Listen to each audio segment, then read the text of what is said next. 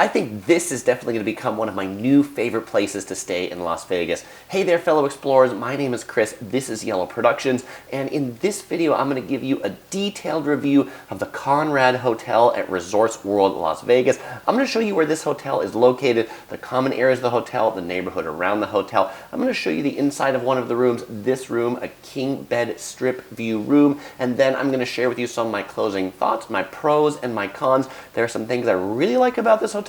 There are some things I also don't like as much, so I'll share those with you at the end. First, let's go ahead and take a look at the neighborhood where the Resorts World is located. It is located on the north end of the strip, directly next to Circus Hotel. You can also see the Fontainebleau there, that big blue tower, something that's always under construction.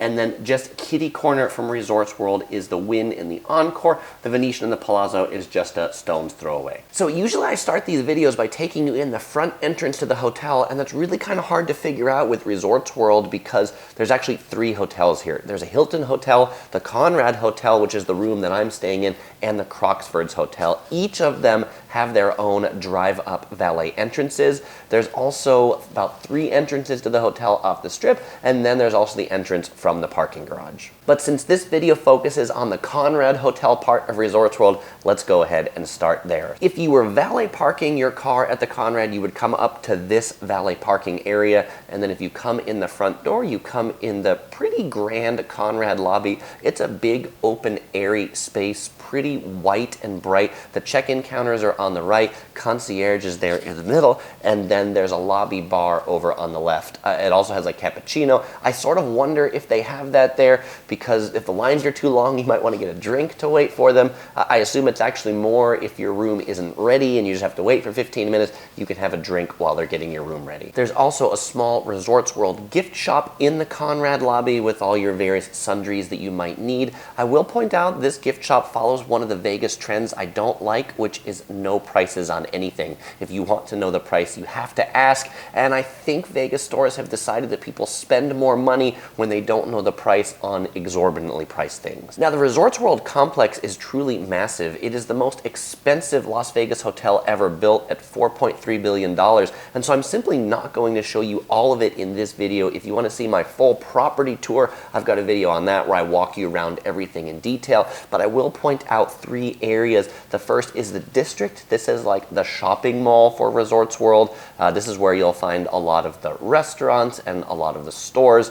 There are 2 Starbucks. You'll find one of them here on the 2nd floor. There's certainly the big casino section in the middle, and it's a nice casino, high ceilings, though it wasn't very busy when I was here, so it didn't feel super lively. And in the center of the casino floor, probably my favorite part of the hotel is the famous Foods Street Eats food court. This food court has 16 stalls, particularly specializing in Asian food. If you're hungry, definitely check out something from here. You can also get the food delivered to your room via room service from the food court. The parking situation at Resorts World seems to be evolving pretty quickly, so check this information before you stay, but at the time I made this video, valet parking was approximately $20 a night. Self-parking for hotel guests was free. And although it's free, the self-parking is quite a walk. I think you'll be walking maybe 7 minutes from the parking garage to the hotel lobby, so make sure you're prepared for quite a long walk from your car to the check-in area if you do self-parking. The guest room hallways are nice, big, wide hallways, green on one side, kind of a little beige color on the other that follow the curve of the building. Now that we've seen everything around the hotel, let's check out the inside of one of the rooms. This is room 33278, a king-size room on the 33rd floor. This is the cheapest room option when I booked.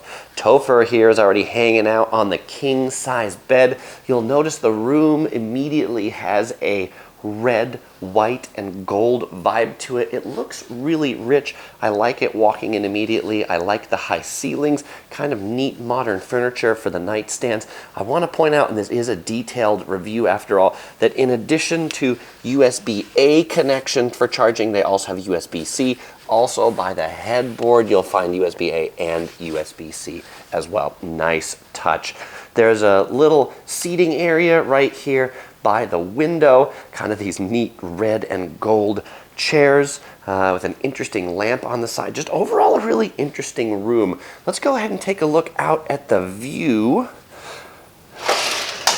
The view at night out of these windows is a little bit cooler, especially because we're not looking directly into the sun. And then looking back at the Resorts World Hotel itself, the Hilton section of it, the whole side of it is actually a light up screen. And so that's kind of a neat thing just to look out on. And you can see the pool complex just below. Okay, heading back into the room from that window, right across from the bed is a big screen television.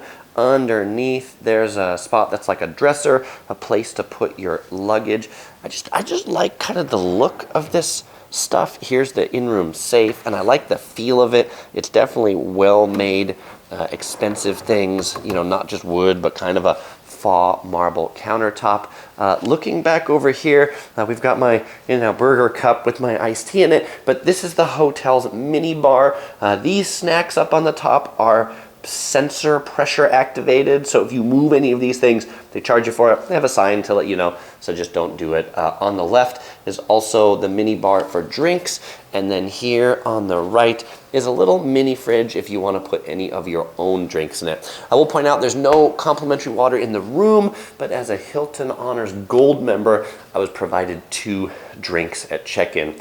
This is the closet in the room right next to the front door. It's a nice illuminated closet. There's an iron up there, an ironing board, a place to put your luggage, and 2 robes. Oh, and people who like slippers will be happy to know that there are slippers provided for this room if you don't want to walk around here in your bare feet.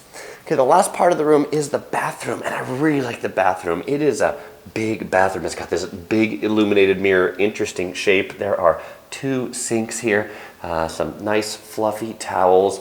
The soap is Mojave Ghost by Byredo. I don't know what brand that is, but that's just an interesting name. The shower is a big glassed-in walk-in shower. There's a rain head on the top. There's also a handheld, and there's also a seat right there in the back to sit on. So I like that shower quite a bit. Oh, I should also point out that there's a neat kind of plant here in the corner.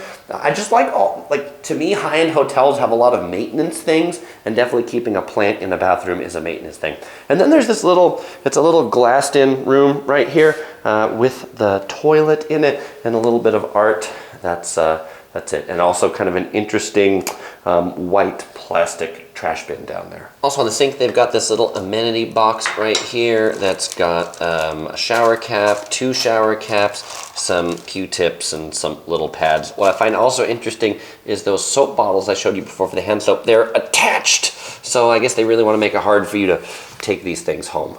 Darn it. And then walking out of the bathroom, there's also a big full body mirror right here so you can get a good look at yourself and the slippers that you might have thrown on the floor. Now that we've seen everything around the hotel and the inside of one of the rooms, regular viewers here on Yellow Productions will know it is time for Topher to join us for the Topher review. If we haven't met, this is Topher. He's my traveling panda. I'm Chris, he's Topher. Together we met Christopher. He always helps me with these reviews to make sure I stay objective. But first, everybody always wants to know, how much did this hotel cost? I booked it midweek in December. The room rate was $84.50 plus taxes, and the resort fees total was $146. Parking was free, so that's the out the door one night price. Now let's go ahead and talk about the pros and the cons, but first, rate this on a scale of 1 to 5 Tophers. And Topher, how many Tophers is this hotel gonna get? Topher says it is gonna get 4.5 Tophers. All right, so first we'll talk about the pros, and then we'll talk about the cons. Topher wants to sit back here, so he's still in camera. All right, pros. This hotel is amazing. The resort is amazing. They clearly spared no expense, at $4.3 billion being the most expensive hotel ever to have been built on the Las Vegas Strip. It just, staying here, everything feels new, everything feels fresh, everything feels clean, but in particular, the room, the Conrad room, it's a really nice room. It's a big room. It's a clean room. There's tall ceilings. I slept super well. I slept like baby Jesus last night. The air conditioning was cool. It was quiet. The room was dark. I didn't hear anything in the room except for the soft whoosh of the air conditioner, so that was pretty nice. I love the big bathroom. Outside of the room, the property has a lot of nice amenities on it, great restaurants. I just had breakfast at Suns Out, Buns Out. I got my orange juice right here. And at Suns Out, Buns Out, it is kind of like an egg sandwich place, sort of like Egg Slut over the Cosmopolitan. I got the bacon, egg, and cheese sandwich for $10, really quite good. And I used my Gold Hilton Honors credit of $25 a person for that breakfast, so that ended up being a pretty good free breakfast. The orange juice was $7.50, but I figure I'm putting the room credit against it too, so that's free as well. As a note, the Hilton Honors Gold or Diamond credit they give you can be used at any of the food establishments in the hotel. In addition to Suns Out, Buns Out, you could use it at the Asian food court if you want to, where actually I got some really good char kway teow on my first day here, and also some dumplings later on for a midday snack. The swimming pool in the complex also looks amazing, but I could only see it from afar. The weather was like really cold when I was here. Temperatures at night were below freezing, so the pools were unfortunately closed due to the cold weather, but it does look like quite a nice pool complex. And right now, the free parking, that's also pretty good. You know, most strip hotels are charging for parking, so it's nice that Resorts World is still free. I think they'll charge eventually, but if you're coming in while they're still building things out, then that free parking is a extra sweetener to top the good deal. Okay, now that we've talked about the pros, let's go ahead and talk about the cons. I think the first con that people will think of when they think of Resorts World is the location. This location on kind of the north end of the strip next to Circus, this isn't the most lively, buzzing area of the strip. Now, for me, I'm a walker, and so it's not that far to walk to Caesar's Palace. I can see it out from my window. I mean, when I say not that far, it's like a 20-minute walk if you're wearing sneakers. If you're wearing, you know, high heels and you're going for a night out, then you'll probably want to take a taxi or a Lyft or something to get over there. Again, not far, but just too far if you're wearing maybe uncomfortable shoes and you're wearing really dressy clothes for a night out on the town. Another con, even though I said the food was great, it's expensive. Everything in this resort is expensive. You know, as gambling revenue has gone down in Las Vegas, I think Resorts World probably looked at that and said, okay, we're not going to make as much money on gambling as hotels have in the past, and so we need to make our money back someplace else. We're going to make it back on the food. My orange juice, $7.50. A soda from the restaurants down in the food court, $5. A soda from the mini bar, $7. By the way, pro tip, if you want to buy a soda, the best place to get a soda is actually on the guest room floors and the vending machines. They are $3.25 in there. Also, there's ice on the guest room floors, but you won't find ice down at the food court. So if you want ice with your soda down at the food court, you know, get a plastic cup or something, fill it up at your ice machine on the guest room floor, and then take it down with you when you go to the food court. Now, the parking, that was a pro because it's free, but the con of the parking, it's far. If you're staying at the Conrad is the furthest hotel lobby from the parking. It was about a 7-minute walk for me. When you are coming, make sure you park in the hotel parking garage. There's 2 parking garages. There's also a self-parking garage.